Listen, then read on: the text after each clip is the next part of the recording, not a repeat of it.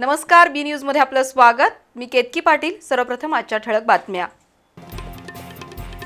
विकसित भारताच्या दिशेने गतिमान वाटचाल करण्यासाठी पायाभूत सुविधांवर भर असलेला देशाचा अर्थसंकल्प सादर।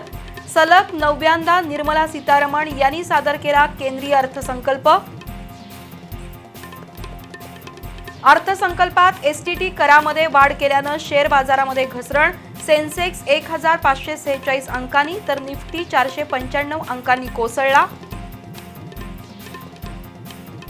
सोन्या चांदीच्या दरात मोठी घसरण। 2 दिवसात चांदी तब्बल 1,35,000 रुपयांनी घसरली। दरामागे प्रमुख कारण सट्टेबाजी, फिजिकल विरुद्ध पेपर मेटल्सचा संघर्ष उघड। कोल्हापूरच्या महापौर उपमहापौर पदाचा सस्पेन्स सोमवारी संपणार। महापौर पदासाठी रूपाराणी निकम शक्य। उपमहापौर पदासाठी सत्यजित जाधव, अक्षय जरग यांच्या नावाची चर्चा। आणि गतिमंद मुलांच्या जीवनात आनंद फुलवण्यासाठी अंबपमधील अवधूत विशेष मुलांच्या शाळेतून होत आहेत प्रामाणिक प्रयत्न। गतिमंदांना आत्मनिर्भर बनवण्यासाठी संस्थेची धडपड।